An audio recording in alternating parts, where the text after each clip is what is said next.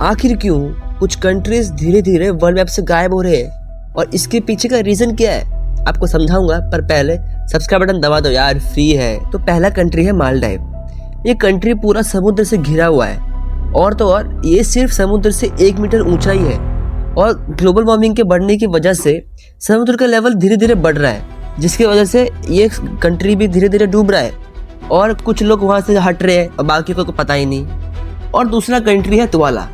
ये country Australia और हवाई के बीच में है और ये सिर्फ 11,000 लोगों का देश है और ये अभी इस टाइम इसलिए डूब रहा है क्योंकि यहाँ पानी बढ़ने की वजह से मिट्टी में नमक घुस रहा है, मिट्टियाँ खराब हो रही है, खेती खत्म हो रही है, ज़मीन धंस रहा है और लोगों को पीने का पानी नहीं मिल रहा है, इसलिए यहाँ बहुत बुरा हालत है।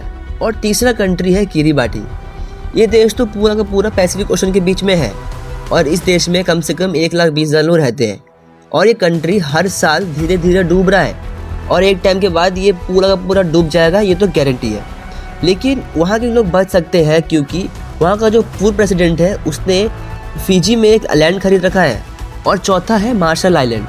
तो ये अमेरिका के वजह से डूब रहा है क्योंकि 1946 से 1958 तक अमेरिका ने यहाँ पे 67 न्यूक्लियर बम टेस्ट किए थे, तो उस रेडिएशन का असर आज तक हो रहा है और ऊपर से सी लेवल भी बढ़ रहा है, तो यहाँ का बहुत बुरा हालत है। और पांचवा है नारू।